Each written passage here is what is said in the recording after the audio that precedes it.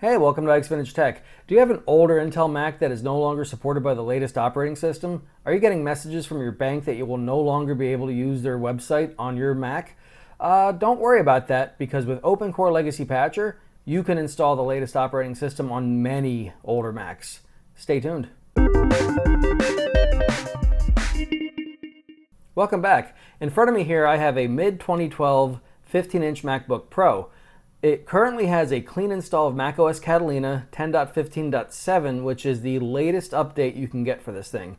Now, with OpenCore Patcher, you're going to need to do a little bit of work, but it's really simple, and I'm going to walk you through it today. You're going to need a thumb drive, at least 16 gig. I have a 32 gig, so that'll do.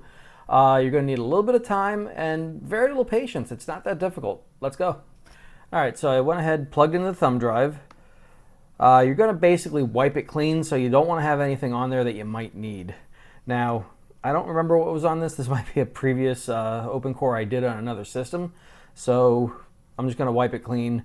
You're going to want to do that anyways, even if you did this on another Mac. The thumb drives aren't really transferable because you create a custom software build for whatever Mac you're using the OpenCore Legacy Patcher. So let's go ahead and get that up here. You're going to want to just Google Dortania's OpenCore Legacy Patcher, and it's pretty easy to find. It's on a GitHub. You want to go here to the releases and download the OpenCore Patcher.package. So go ahead and click on that. Allow the download, and this should be pretty quick. I am wired in so that I'm not going over slow Wi-Fi. All right, that took about 10-15 seconds. I probably cut it out because I wasn't talking. So you want to go ahead and open the patcher and go ahead and install it. Type your password, and it's going to go ahead and write the files that it needs to install your operating system.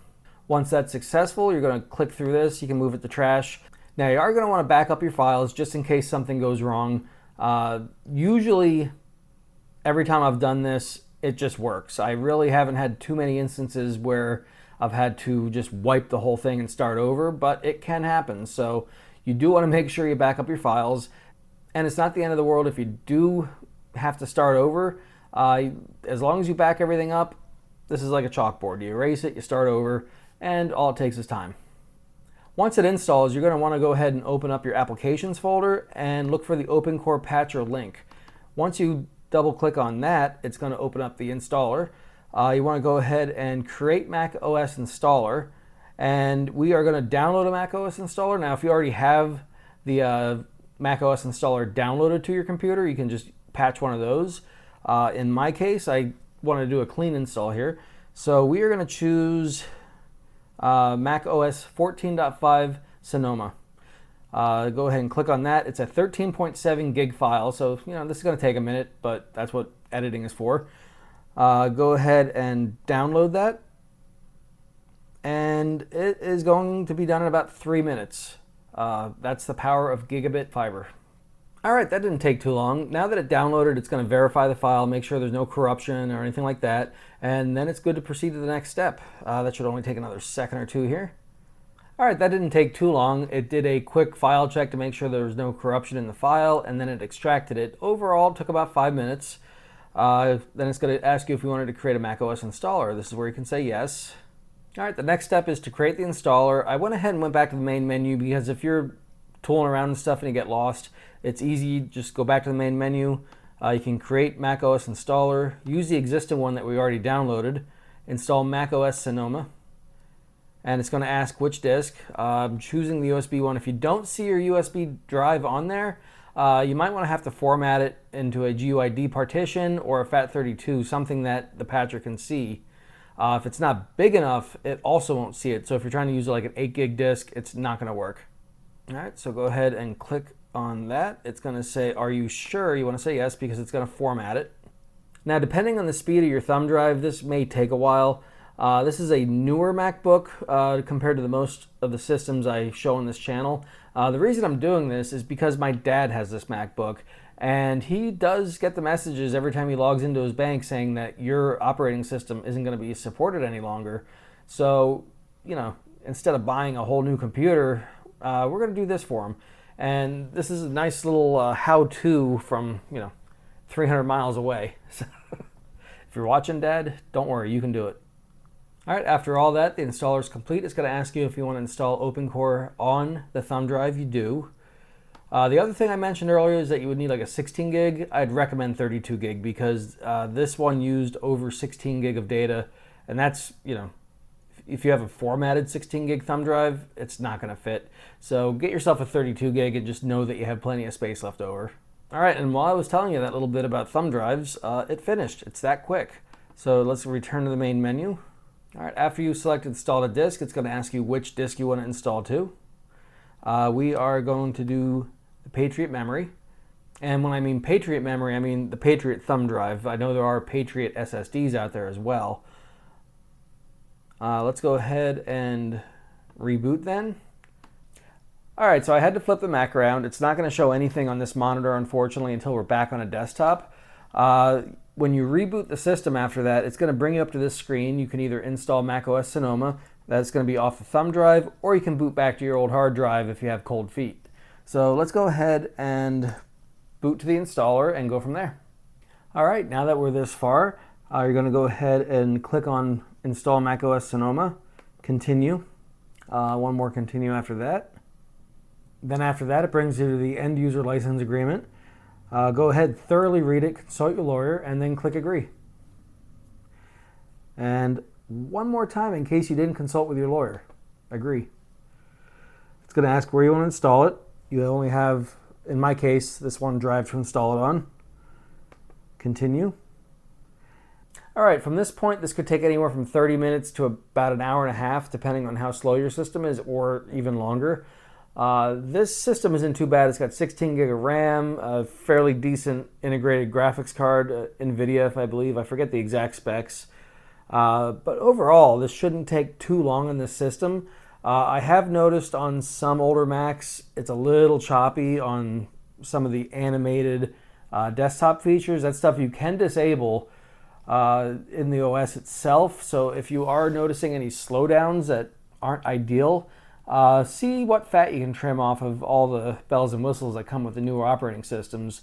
In the end, this system and many other computers have not changed significantly enough that daily use for most users, internet, video browsing, email, solitaire, stuff like that, shouldn't take a lot of processing power. So a computer from like 2008 and beyond really shouldn't have trouble running almost anything today, especially systems that have multiple cores. Once the Core 2 Duo came out for Intel, it went uphill from there as far as longevity of their systems. Now, this system here will run just fine under normal circumstances. I'm not going to be doing any video editing on this thing. No heavy lifting, but general browsing of the internet, which is 90% of what most people do with their computers, would be completely fine. Now, the reason these eventually get locked out of future OS updates is that it doesn't sell computers to have you using a 12-year-old computer. So that's the main reason. You wouldn't get the full experience that they're selling, but honestly, you want a system that works. Now, if you didn't want to update to the latest Mac OS, this would easily handle any Linux distro out there with ease. So this is still a very good computer, quite modern for what I try to aim the channel for. But like I said before, I'm trying to do this as a public service. Anything that keeps these things out of the scrapyard, the better. Now, assuming everything works, you take care of it, you keep it clean, replace the battery as needed before it starts swelling up, these things will last years and years and years beyond what Apple ever intended. So anytime that something like this comes out in the community where you can take a vintage or near vintage computer and still use it for modern computing and not just a hobby piece, that's great. Because of that, this thing is absolutely still usable today with no modification other than software. I don't have to add any special processors. I don't have to swap anything out or, try to upgrade the hardware that's all soldered together in there anyways. So this is a great alternative to throwing it in the trash. It's maxed out with RAM, 16 gig. It's got a 1 terabyte Samsung SSD. And that's about all you can do to this thing. As long as it's usable and not terribly laggy, I'll continue to use it. Now, it looks like we got about 26 minutes on the install, so I'm going to cut it here and return in a second. Editing. All right, here we go. The install is complete. It didn't take this long if you're looking at the clock on my computer. Kids got home, dinner happened, and they just got to bed. So it took about probably another 45 minutes if I had to guess. I wasn't watching it the entire time, but it is done. Sonoma is installed on here. I have not logged in yet, so let's see if everything is good. It should be. Might take a couple seconds to log in. It is the first login after a new system install, so those tend to be a little bit longer than your typical login. All right, here we go. Now that we are booted into the system for the first time, it is noticing that we used the USB drive to boot into the OS. Basically, it's using the patched USB stick to bypass Apple's security and getting you into the OS. So this is asking us if you want to patch the physical hard drive, which you do. So go ahead and do that and install the disk. And you're going to choose your SSD, assuming you've got an SSD, hard drive, whatever.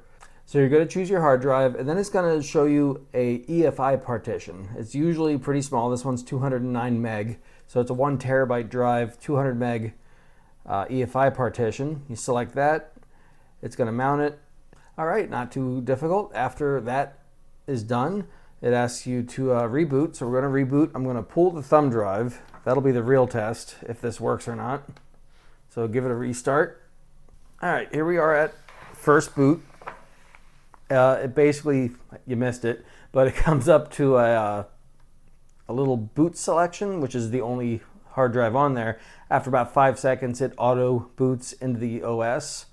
That's your OpenCore patcher. So it's basically running into instead of booting off of Apple's typical EFI, it boots off its own custom EFI, which bypasses all of Apple's checks, making sure that the OS is installed on a compatible computer.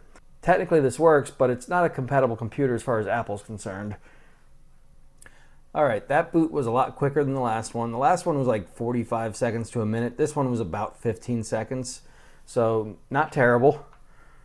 Let's go ahead and just check some of the basics here about this Mac. MacBook Pro, not 16. MacBook Pro 15-inch, mid-2012. The resolution on my screen's a little blurry when I plug this one in, only because I'm mirroring screens, so it doesn't quite make it easy to read when it's smaller print. But yeah, 2.6 gigahertz quad core, Core i7, NVIDIA GeForce GT 650, 1 gig Intel Graphics 4000 with 1536 meg, 16 gig of RAM, serial number, yada, yada, yada. But more importantly, Sonoma 14.5 right there at the bottom. Go into some more info here. And yeah, this is telling us everything we need to know about this Mac. It's working, no issues. I could go ahead and install Chrome or Firefox on here, get the latest version. Quick download of Chrome. We can get the latest Chrome. If you prefer Firefox, that works too. Everything is very speedy. Nothing's going considerably slow or anything. So let's go ahead and get Chrome installed. As you can see, installing a 600 meg browser. Jesus, that's how big they are now? Okay, yeah, a 600 meg browser. Can't be that big, can it?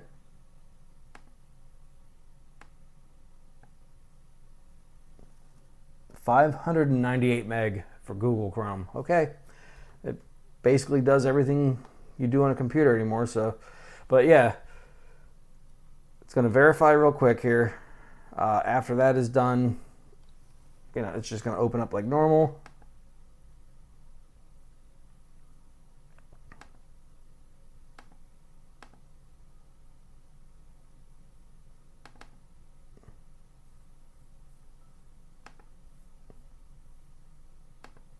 all the initial setup stuff. All right, let's check out YouTube. Everything's loading. You're not getting the "your browser won't be supported" next to your message on YouTube, or if you log into a bank, you're not getting any of those errors. So let's search my channel and see how many characters I got to type before it shows up. Ike's voice, Ike's vintage tech. Okay, I'll take that. If I can get an Ike's VI before Google autocorrects, that's kind of awesome. At least I'm showing up somewhere. My last video I finished the other day. Yes, Virginia's giving solar away practically. Oh, I gotta get premium. There it is. It's playing the video just fine. Let's check out playback quality 720. Let's up it to 1080, 60. Yeah, no problem there. I'm not going to bother with 4K. This isn't a 4K display. Video's working fine. Nothing's choppy. This is a 12-year-old MacBook. Definitely not vintage as far as the stuff I normally work on. But lots of you have these old Macs, Mac Minis, MacBook Pros, MacBooks, name some other Macs, iMac, and they're not that old. And they should still be supporting the latest operating system, but Apple chooses not to because you can't sell people stuff they don't need. So in that instance, I believe this is something that can definitely lengthen the life of your current or older Mac that you might have put in a closet. You got a kid that needs a MacBook. Why are you going to spend $1,000, $1,200, $1,500 on a MacBook for a kid when you can pick one of these up on eBay still fairly cheap and have no issues whatsoever running this thing, having school assignments done, and it's a modern OS. If they break it, you're out $100. This is perfect for people that don't have the money to spend on a new computer. All the reasons you need to save money, especially in the economy the way it is right now. Save your money, extend the life of your electronics, and one less thing in the landfill, hopefully. And one day, if you keep it long enough, it'll be truly vintage and show up in a channel like mine in another 10 years. So thanks for watching, guys. If you have any questions, leave them down below in the comments. This was a pretty straightforward video. I hope you liked it. Subscribe if you haven't yet.